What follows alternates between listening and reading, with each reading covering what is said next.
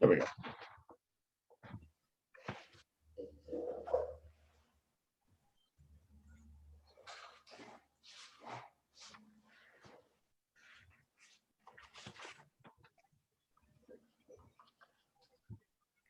Good evening and welcome to our third program in our Pandemic Forum series. Thank you so much for joining us tonight. We really appreciate your participation tonight. I'm Deacon Gail Britt. I'm the Minister of Hope and Healing for Shepherd of the Valley Lutheran and American Lutheran Churches in Grand Junction. And I'll be your facilitator tonight and for all of the series programs. Tonight, we're focusing on the topic of music therapy. For example, how it affects the nervous system and how music can be maximized for healing and many more concepts and ideas that are going to be presented tonight by our presenters. And we're going to even be able to practice some exercises tonight as we learn more about it. I do have a few housekeeping notes that I want to pass on to you before we begin. You will be muted throughout the program with the exception of live question and answer periods throughout the program tonight. So essentially after each topic, there'll be an opportunity for you to ask questions or even share some experiences of your own. Also, the other option that you have if you are a little nervous about speaking online, if you would like to ask a question in the chat or share something in the chat, you can do that as well. We're going to let you know when the live question and answer periods come up, probably with our presenters tonight that will advise you of that. So I'd like to take this time now, of course, to introduce our presenters. Raina Burr, Raina, if you could wave, there she is. Raina Burr is a Grand Junction-based board-certified music therapist with experience working in mental and physical health, education and wellness, and juvenile detention.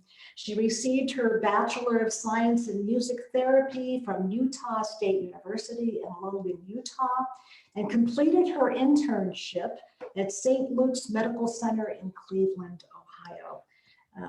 And we will be checking in with Raina just a little bit later in the program, but we wanted you to meet her right now.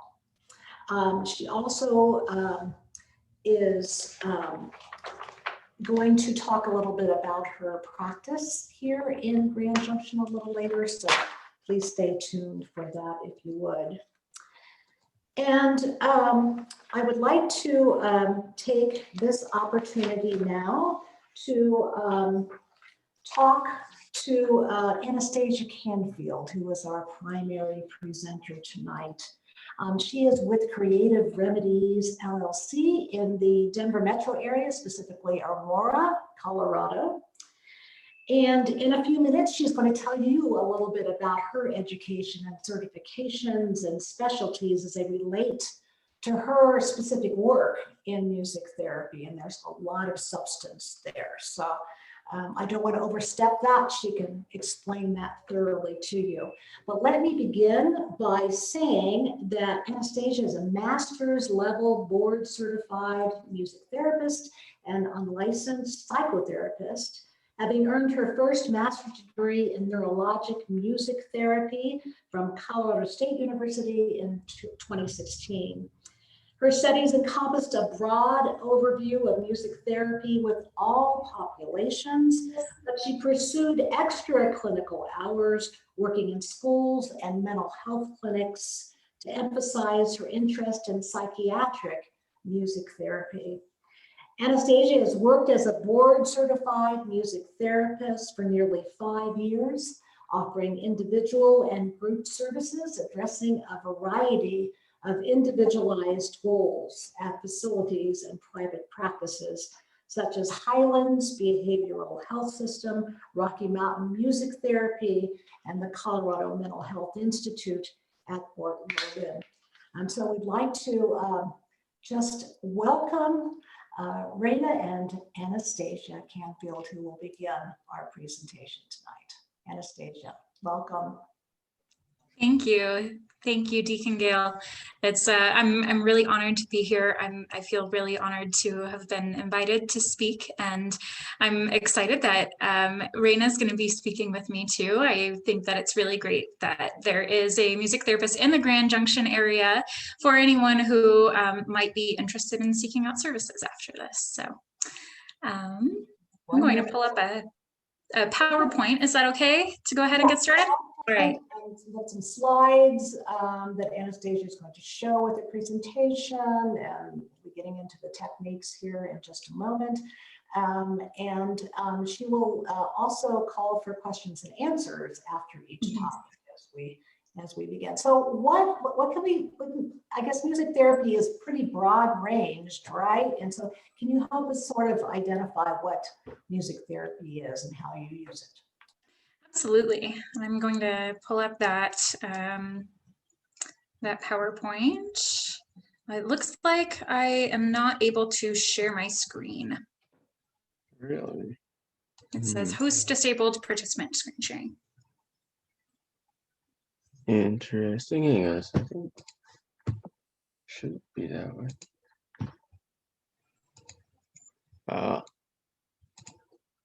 Should be able to now. Great. Thank you so much.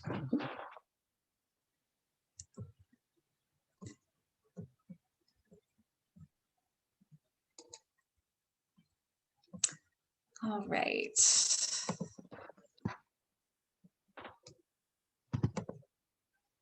Can you see my screen? All right. Yep, absolutely. Fantastic. Thank you. Again, my name is Anastasia, and Raina has very graciously agreed to join me for this tonight, and my topic is music therapy. So what is it?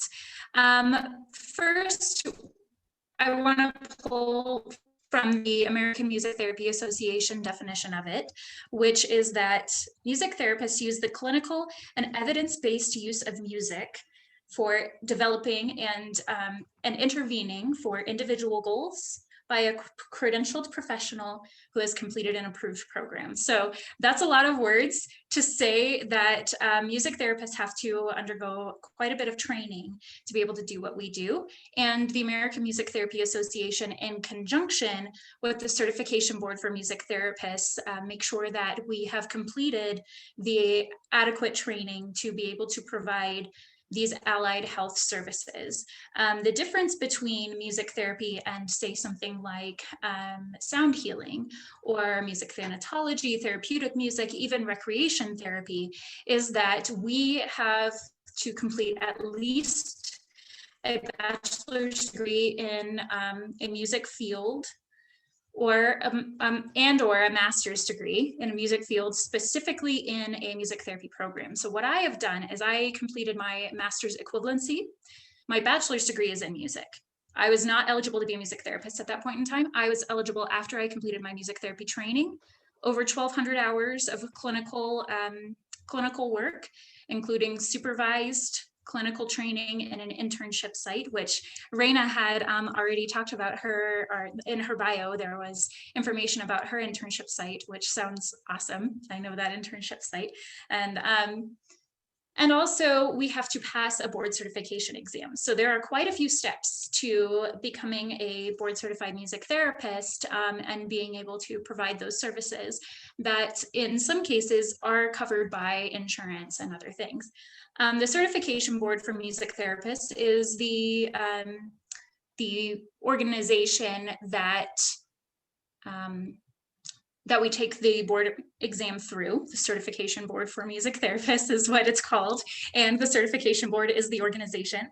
And they also oversee our continuing education. So we have to continue, like many other health professions, we have to continue our education throughout our career to maintain our credential. I also have completed my master's degree in mental health counseling, and so I am a psychotherapist, as Deacon Gail had mentioned, and a nationally certified counselor. So the reason why I bring this up is because my approach to music therapy is informed one by the American Music Therapy Association and the Certification Board for Music Therapists, but I am also bound to the ethics codes and other standards of practice that the National Board of Certified Counselors requires and the American Counseling Association requires. And so I will be pulling from that as well. First, I'm going to be talking about a very foundational principle in music therapy, the ISO principle. So we talked about music therapy being a very individualized music intervention. How this works is the therapist, the music, and the client all have a place and are all equally a part of the therapeutic experience. The ISO principle is meeting the client where they are. So that includes, and is not limited to, but includes their music preferences. So we're taking into consideration age. We're taking into consideration their the type of music that they like. We're taking into consideration the environment in which we are seeing them, whether it's in home, in a hospital, in a private practice where you are in an office together, and a lot of different layers impact the music that is chosen for the avenue of therapy. Individual strengths and needs are a big part of this too. So that's part of that client piece there. They bring, we all bring unique strengths and needs to life in general. And our clients are no different than that. And so we want to play up their strengths and we want to address some of the needs. And we do that through a music experience. The functional goal is that need that we are addressing. So something that can transfer directly into their life. And this looks like not a musical goal. We're not teaching someone how to play an instrument. We're not teaching someone or critiquing their music taste or their music preference or their understanding of music. In fact, they don't have to have any music experience at all to be able to benefit from music therapy. The functional goal is, what are they working on? A great example is coping skills. We can use music as a metaphor to help someone process difficult emotions that they might be able to see in an artist's song that they can't yet recognize in themselves, or they might not yet be able to regulate their nervous system to be able to see that in themselves and work on it themselves. So it can externalize, it can also serve as a metaphor. It can be the avenue in regards to something like improvisation. It can be the avenue for some visualization and some introduction to a new experience. If, for example, they struggle to cope with new experiences. There's adjustment issues going on. And improvising on an instrument with a therapist there can be a very healing and a very empowering experience. And then their culture is a huge part of all of this too. We want to consider, what does the family dynamic look like if they are, if they live in their family's home, or if their family is highly involved? What other cultural identifiers are important or are at play, and how is society impacting that as well? So I wanted to start with the ISO principle there. Sorry, I'm getting ahead of myself a little bit, and give you a moment to digest that. There was a lot of jargon in there. So what questions do you have thus far about our foundational principle, the ISO principle, and the definition of music therapy? Anybody have any thoughts or questions about it? It's a lot of jargon, as Anastasia said, a lot involved in it. Maybe you didn't know there was so much involved in it. My understanding is coming from my work as a chaplain with a nonprofit here in Grand Junction with Hope West, which is a palliative care and hospice organization, and having a music therapist on board. and talking with her and how she was helping our patients towards the end of life. So there are so many different facets, I think. Anyone have any questions? Any other questions? Okay. I did want to mention, Deacon Gill, that is a great point. Music therapists do work in numerous different populations. That's also why I wanted to be clear about my specific certifications and what I do, because Raina works with different populations than I do. Other music therapists in the metro area and across the US work in all sorts of different facilities. Hospice is a great example. We say that we can work with, and the goal changes, it depends. This is where that individualized piece comes in. It changes depending on that population and on all of those different aspects of the person, but we can serve someone who is, I mean, honestly, prenatal through end of life, and even the family after someone has passed too. Okay. And so now, you know, of course, we are hopefully seeing a glimmer of hope now with the pandemic and with the vaccines in play across the country and around the world. But we are still sort of in this space of stress and fatigue, pandemic fatigue, anxiety, all sorts of emotions and thoughts are coming up.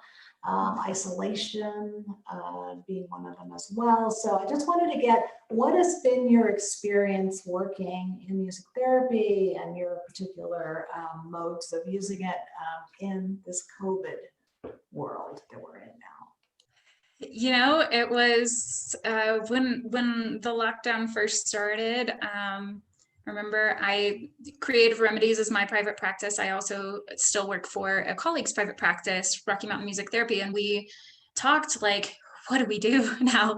So much of our work was in person. It was really, you know, really highly experiential. It is still, but it was a challenge trying to transfer that to this sort of medium. And one of the great things about music therapy is that we get to be really creative, and that's one of my favorite aspects of my job. And so we definitely had to get creative with Zoom, but at the same time, it was a unique challenge that I think can, once we're past a place where this is so traumatic, really help to serve a lot more people.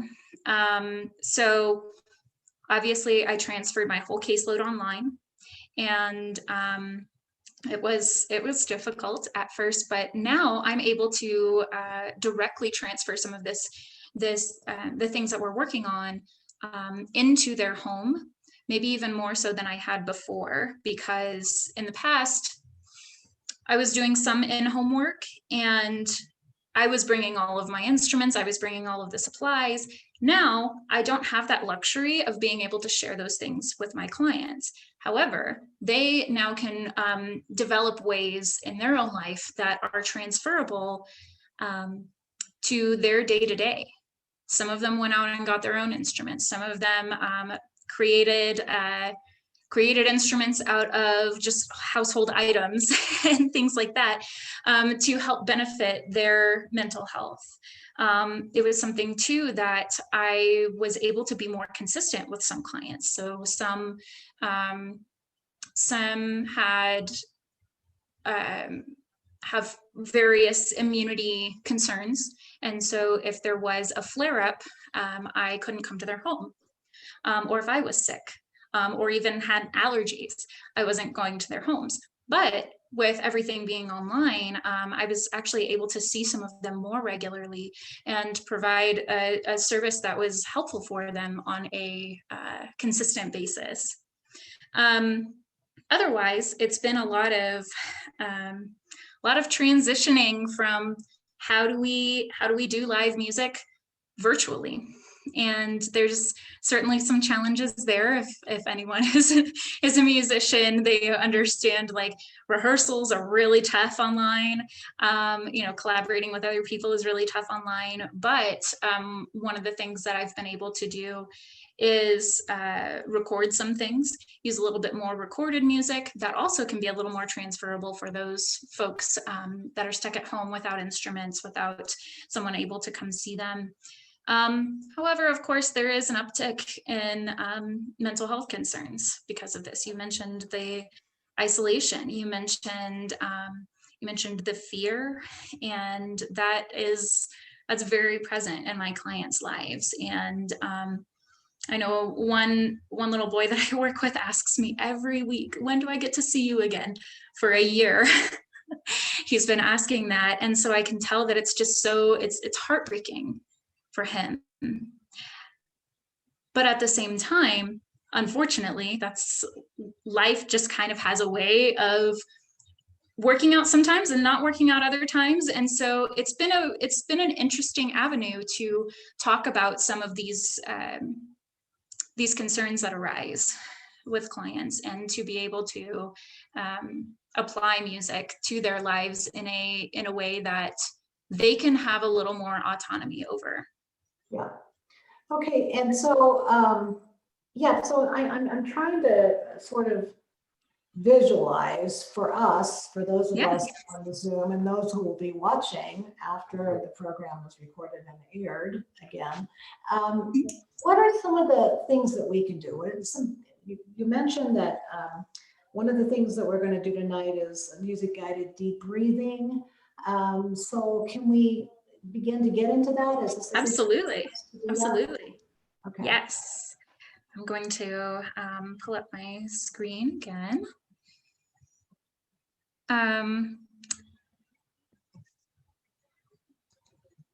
Actually, I'll talk about the polyvagal theory after we do this. So, and that'll be part of that transfer that I've been talking about, transferring this functional goal into everyone's lives.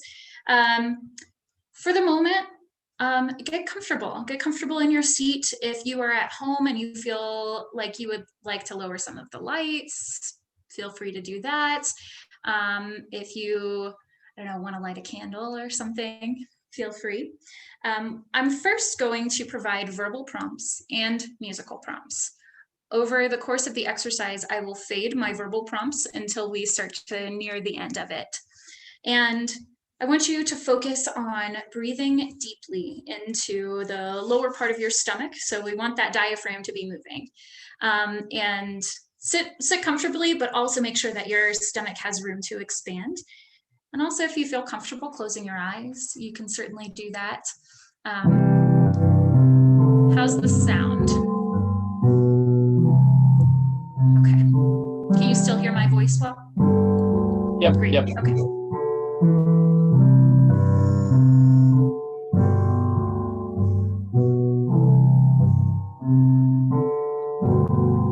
All right.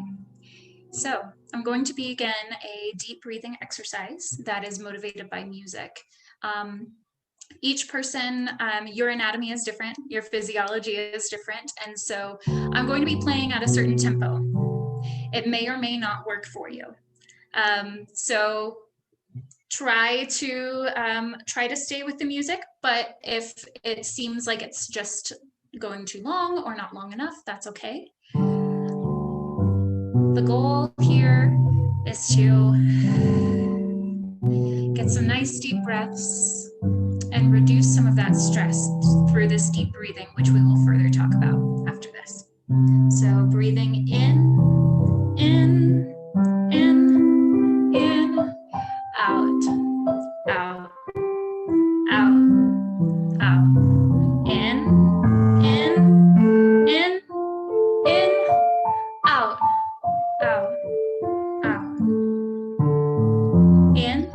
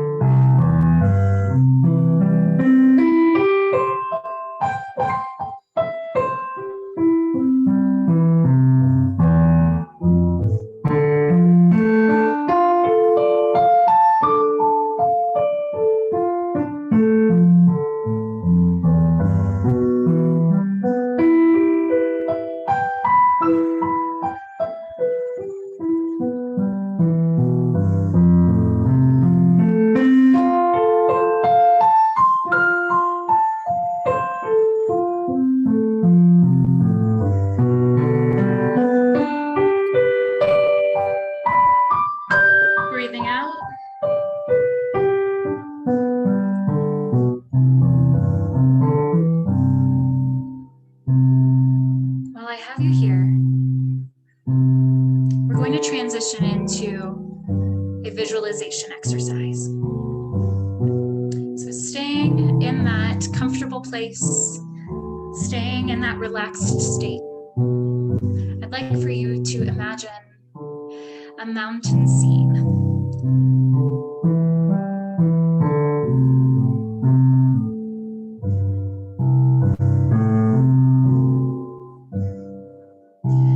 You approach a trail.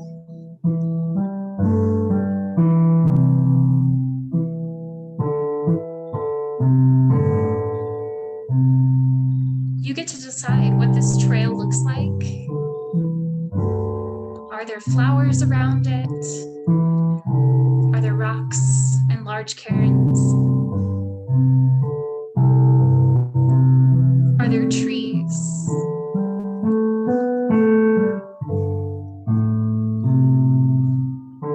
What does the air smell like? What do you hear?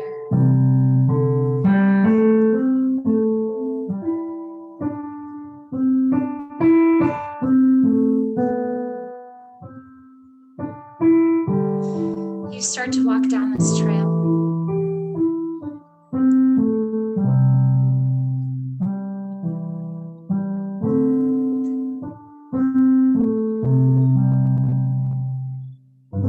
And again, this trail is yours. You get to decide what it looks like. And in your mind, you get to decide what it smells like, what you hear.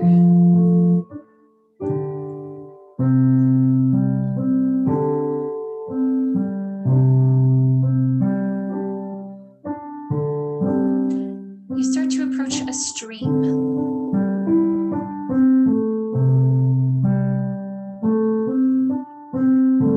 You can hear the water babbling. It's not rushing, but it is moving and catches your attention. You decide to sit down on a rock next to this stream for a little while.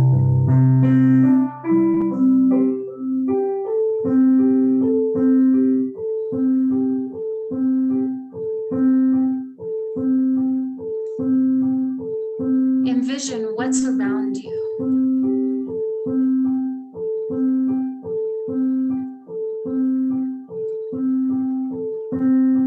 Is the stream carrying some leaves or some twigs?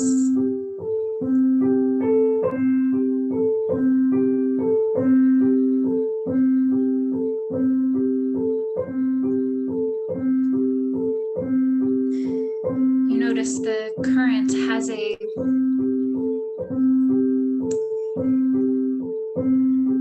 relaxing sort of predictability about it.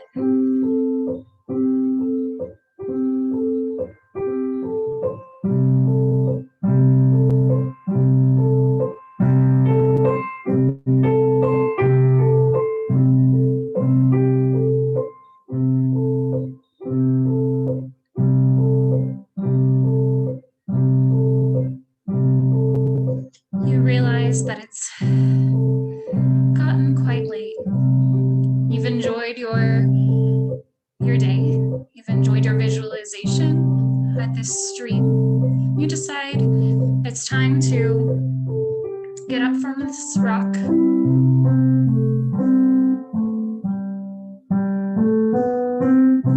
You head back down the trail.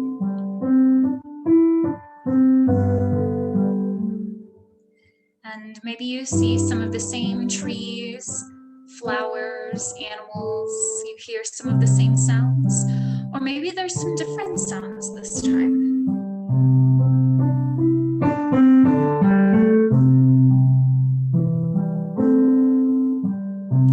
You approach the end of the trail.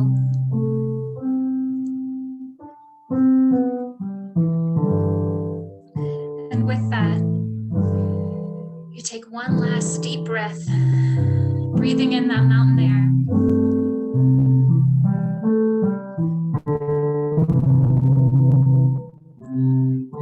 And you recognize that you can visit this place whenever it makes sense, whenever you feel feel like it. Because this place is with you now, always.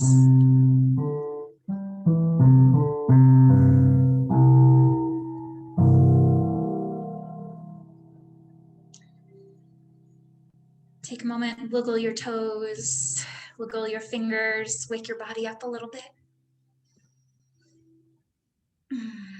Get another nice deep breath. Bringing yourself back here.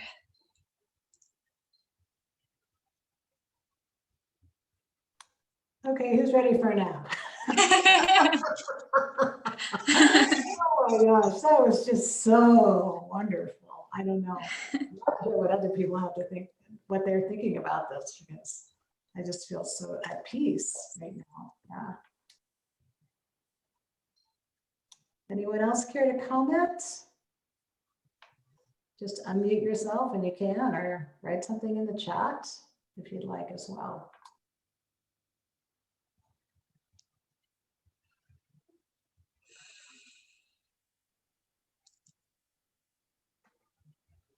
Okay, so this is this something that we could do sort of daily with something, so we don't necessarily have to play an instrument, but we can just play music and go there in our minds, essentially? Yes, yes. So I'm going to share my screen again and talk a little bit about what we just did. There might be some questions after a little bit more of an explanation.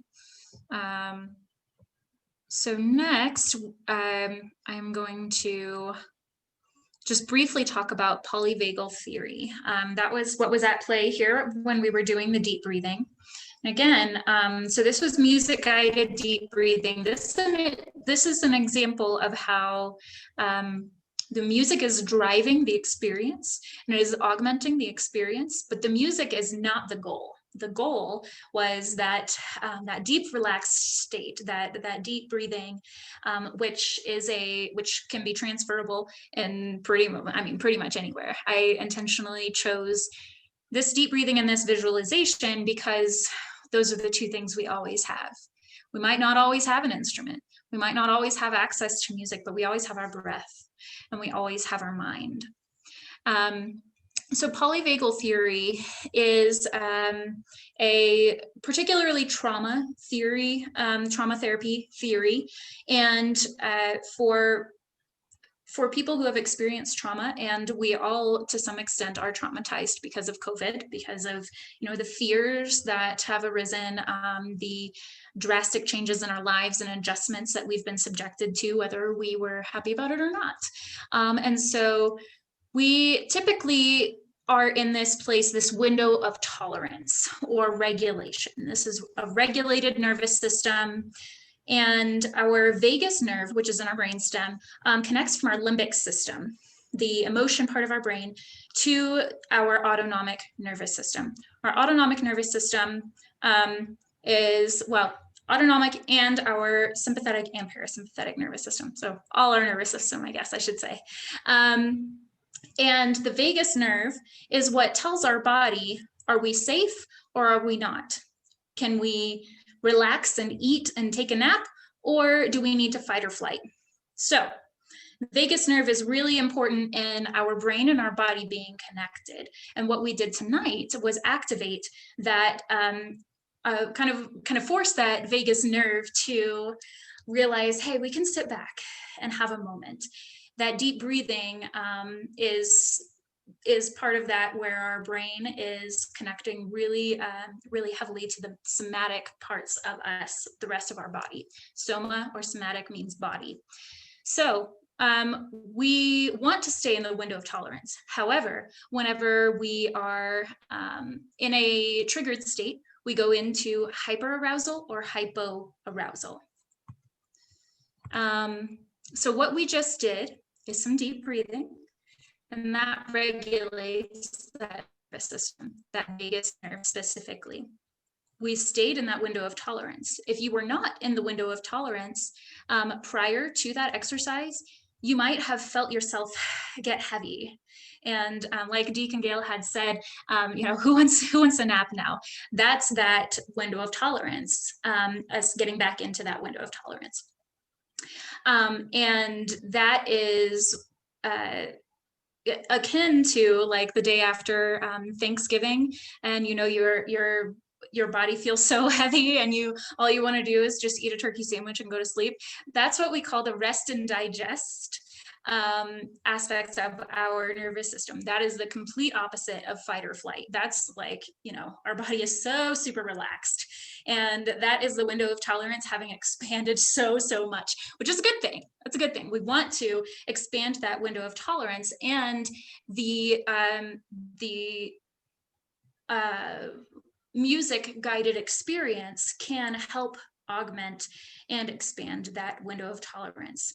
So moving on to the role of music, I pulled from a neurologic music therapy technique called patterned sensory enhancement. Typically, this is a motor, like physical therapy sort of intervention. However, it works really well for breathing because breathing is cyclical, much like movement is. So the three main key points and key cues in this exercise are rhythmic, dynamic, and range cues. So what I was doing with the range cues is I was using as much of the piano as I could when we were breathing.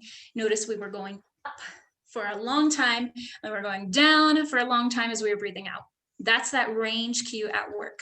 The dynamic cue is as I was going up, the piano got louder. And that also simulates the us breathing in, because the more breath that we have, the more that we're breathing in, the more that our stomach expands, the more energy we have to put into that, the more effort we have to put into that.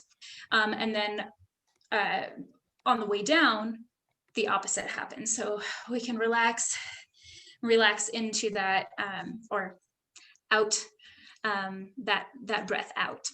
The rhythmic cues were what was driving like exactly that tempo that I was going at, which was give or take somewhere between 60 and 90 beats per minute. So that being said is what we want to start looking for in the music that you are going to listen to or try to apply some of these concepts to.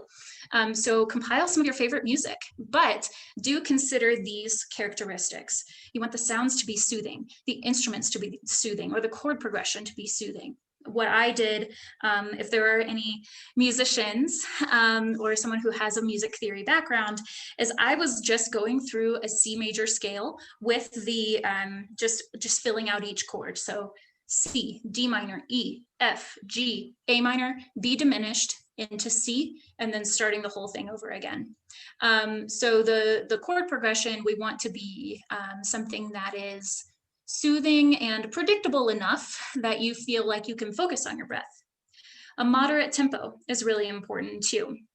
Our bodies are going to entrain with the music. It's going to entrain with the rhythm. And so if we want our breathing to be elongated, if we want to be breathing deeper, we want that tempo to be to help us do that. We want to avoid activating music. So I talked earlier in the presentation about preferred music.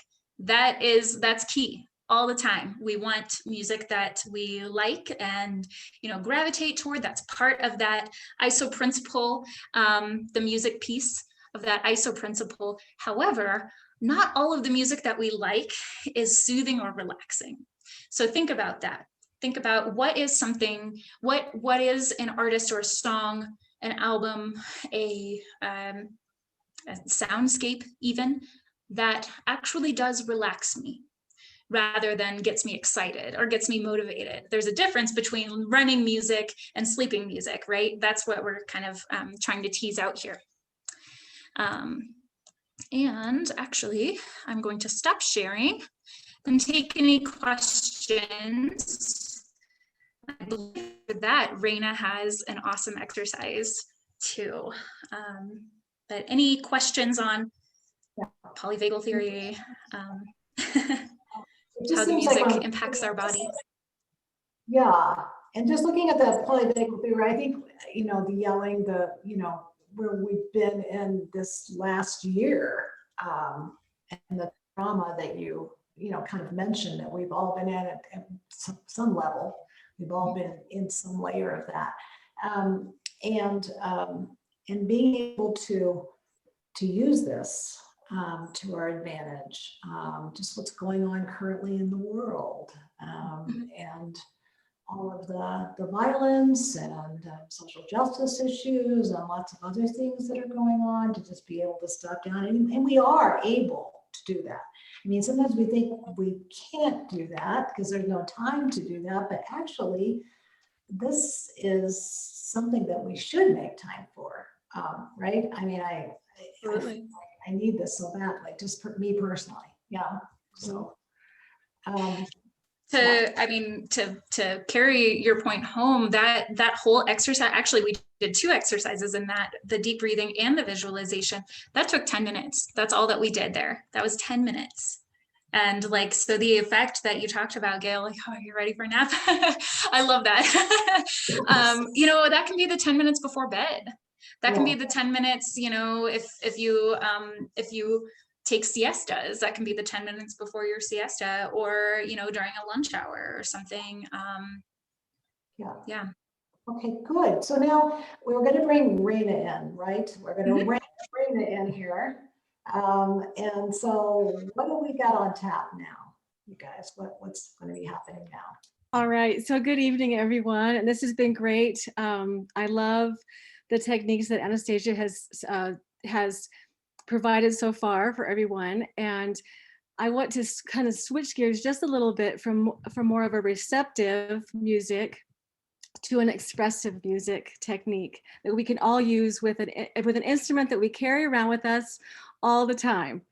And so, of course, I'm talking about our voice. And this is something that, and also the sacred sounds that we can make with our voice, because what we're going to be talking about is a vibration that we create with something that we call toning. Toning is the practice of using your voice to beneficially influence energy patterns. It's closely related to chanting, but it's different in form. So chanting is the rhythmic repetition of a word or series of words. I think you might hear an example of it in meditating or in other practices. Toning is a sustained note, and most typically it's a vowel sound, and it's interrupted only by the need to breathe. And I love that Anastasia shared a breathing exercise, because it really does lend itself well to toning, because we do need to really think about our breath when we're using our voices. So the most powerful tone you can vocalize is your own personal note, or what we call a signature tone. Each of us resonates most fully to a single tone, or sometimes a narrow range of tones that is very natural and easy to sound. And your signature tone can be used for healing and in a lot of different ways in areas of your life. So some of the examples, we can use it for centering and balancing. A lot of the things that the music relaxation can work for. This will bring our sense of physical and emotional and mental and spiritual self coming into balance when we tone. We can use it for visualization. We can use it, we can even use it for physical healing. And I'm going to share an example of a way that I used it for just that purpose. And some practitioners say that your signature tone provides a vibrational interpretation of the blueprint for your body's original perfect design. And that sounding it on a consistent basis influences the molecules of your body to remember this blueprint and to conform to it. And they also say that you can tone for other people, that it kind of interprets to their signature tone. So it could be used for first aid. It can have an amazing effect on trauma. It's very calming and soothing. It does not take the place of other first aid measures, but it is a powerful companion. Also for emotional healing, by using tones and sonic patterns that resonate with the stuck energy. And you can use your intuition to find those tones, the right sounds. These blockages can be cleared. And then your signature tone can smooth the energy as it's released. So what I want to do tonight is help you start maybe to find your signature tone. And this is going to be an experimental process. And the key is very important, is not to try too hard. And this is where having yourself on mute is going to make the experience more comfortable. And this, just keep in mind that it's not singing. It's basically using your voice to create a vibration that feels good. Okay. All right. So what we want to do is sit with your spine straight and take several of those wonderful, beautiful deep breaths that Anastasia taught us to take. So full breaths. You can engage that vagus nerve. Okay, and then we're going to fill our lungs with air and form your lips to make the word who. You're going to exhale while singing the word, or singing who in whatever note naturally comes out, right? Whatever it feels. Usually for women, it's a little higher than men. That's going to be lower, like a lower register. And this is going to take some practice. So I'm just going to maybe demonstrate. So,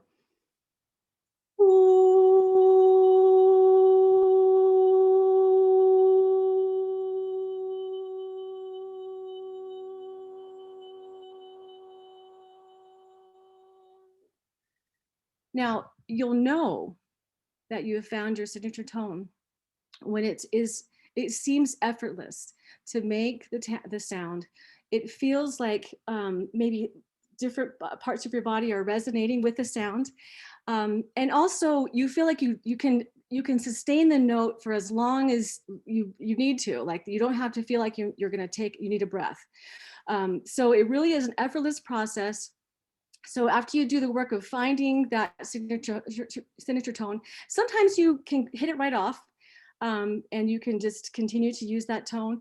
If you don't, that's okay. Just try something else. Use your breath to kind of relax and then produce another tone. So when you find that tone, make sure to use something to record it. And most of us are attached to our phones. We have voice memos, and this can be a great tool for music therapy, just for recording music that you can use to relax, and also to record your signature tone. Or if you have a piano nearby, you can try to approximate that tone. Sometimes the piano's not going to be exact though, because the piano doesn't reach all of the spectrum of sound. So it may just get you close, and then you can find it from that starting point. And if you find it a challenge to find places, sometimes we get a little shy and we don't want to use our voices like that. You can use your car. A car is a wonderful place to tone and to bring that energy in. And smaller areas we can use as a toning chamber. They amplify the effects of the sound, and they can give you the sensation of being surrounded with it. A shower stall in a bathroom, the tiled ones are even better. A cave is a great place to tone, but really anywhere you find a tone is great. And after a while, you'll be so comfortable with it, you might even be fine toning in front of other people. And I just wanted to share one really powerful example of toning. And this really had to do with my breath and just my feeling of energy. I was suffering from an extended respiratory illness. This is long before COVID. And it was very hard for me to breathe. I was recovering, but I just felt like I just wasn't getting there. And I just didn't have the energy because I wasn't getting the oxygen that I needed. And so I had been introduced to toning previously, but I thought, well, this just might work for this, just to kind of make sure that the breathing and everything and the sustaining. And after a few sessions of toning, my breath capacity was so much greater.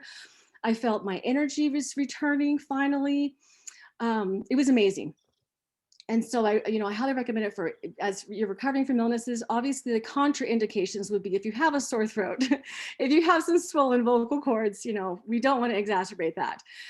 So there are some indications that you want to be careful with. But for the most part, this, along with your breath and the music that Anastasia introduced you to, is a power tool. It really is, and that's something that you can take with you. So That is fantastic. I'm Did glad you enjoyed it. Should we have a tone check-in?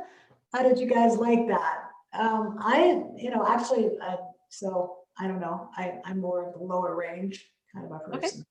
Yeah. I was alto in the choir and all of that. So anyway, I resonated with a lower tone myself. And so that was very nice. Yeah. Yeah. And so now, are there any questions? I mean, there's been a lot of things that have been covered here this evening. And so don't expect everybody to remember everything, but it just gives you an idea of how broad music therapy can be and how we can use it to help ourselves in this time of pandemic, I think. So I want to thank both of you so much for being here. And we wanted to share with everyone some information about how to connect with you. So could you both give us some information about that? Yeah, website, absolutely. whatever. Yeah. I had put it on a slide if anybody wanted to take a screenshot of it, or I can put it in the chats, say out loud too. I'll go ahead and just share that slide real quick, and then maybe and hopefully that'll help folks write stuff down, or yeah. Raina, I'm sorry, I think I forgot to put your I did forget to put your email there. I'm just realizing that, but your website is correct, right? That is correct. And my email is easy. It's just rainaber@gmail.com. Oh, well, there's that. So it's easy. Good. Yeah. I have a San Antonio number, but I am in Grand Junction. We've just moved around a lot.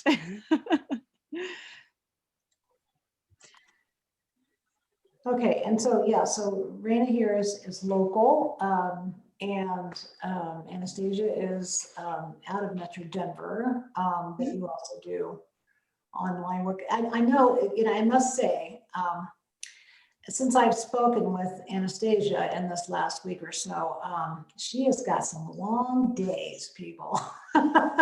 8 to 10 hours or more in meetings and doing her therapy. And I don't know where you're getting all your energy at all.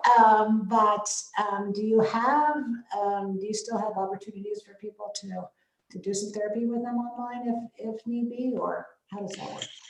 Yes, I do. Part of the last few weeks is it's been my theory is that, we just reached the first anniversary of the lockdown, and it seemed like the 2 weeks before leading up to that, to the anniversary, the 1 year of the lockdown, there were a lot of folks who I think were really struggling with that. So it's been a very recent change that I've gotten such long days, but it's a good thing. I also was on vacation last week, so catching up on some stuff. I do have availability mainly in the morning, and some in the later evening.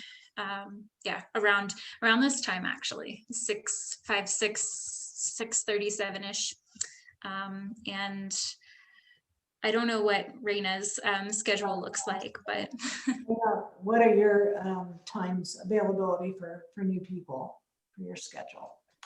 So it really does vary. If you reach out to me, I'm happy to work with you to find a time that works for both of us. Yeah, so I'm flexible. Perfect. Good. Well, thank you both so much. And this is one last opportunity. We're at 7:25 here.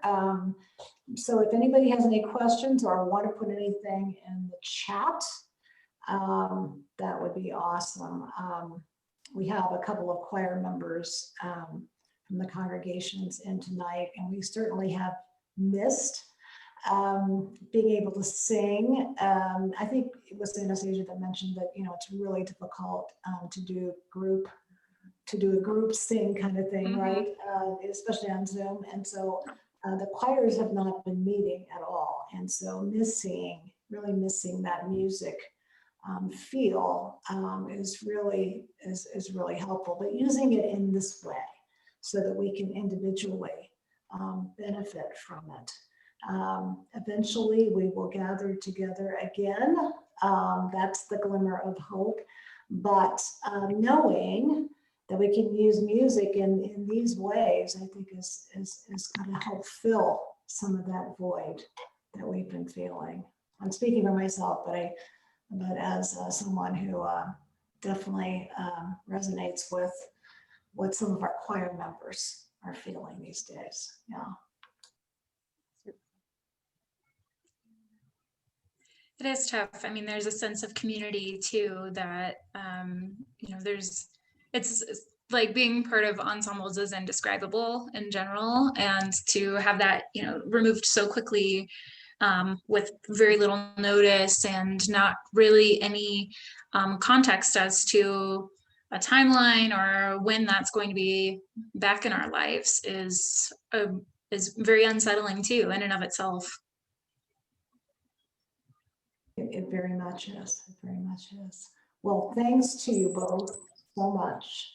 We have people also giving you guys kudos in the chat, and so we hope that you will be in contact with Raina and Anastasia and learn some more about music therapy and how you can use it to help with your own discomfort or whatever you're feeling, depression, fatigue, anxiety, stress, whatever that might be. And this wonderful way, this holistic way of helping us. Thank you both so much. We appreciate it. Yes, thank you for your time.